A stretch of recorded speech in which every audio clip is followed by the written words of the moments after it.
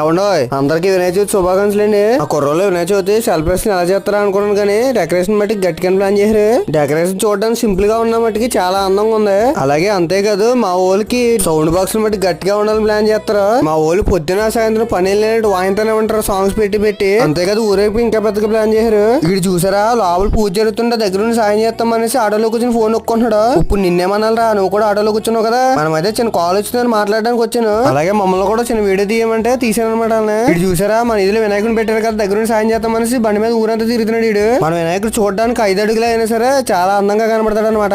అంత అందంగా ఉన్న బొమ్మను ఇచ్చారు మా వాళ్ళు. యాక్చువల్లీ పర్మిషన్ లేకుండా లేడీస్ ని వీడియో తీయడం మనకు నచ్చదు అనమాట. మన స్ట్రీట్ వాళ్ళు రెగ్యులర్ గా మన వీడియోలు చూస్తూ ఉంటారు కాబట్టి తీసాను. ఈయన పేరు కుడిపూడి సతీష్ అనమాట. వరుసగా మావయ్య అని పిలుస్తూ ఉంటాను నేను. మన వీడియో రెగ్యులర్ గా చూస్తూ ఉంటాడు అనమాట. సోమవారితో పాటు మొత్తం అందరినీ వీడియో తీసావా అని అడుగుతానే ఉన్నాడు మనల్ని. పూజ అయితే కంప్లీట్ అయిపోయింది. అందరితో పాటు మనం కూడా చిన్న చిన్న ఫోటోలు తీసుకున్నాం. ఆఖరిగా సోమవారి ప్రసాదంతో వీడియో కంప్లీట్ చేద్దాం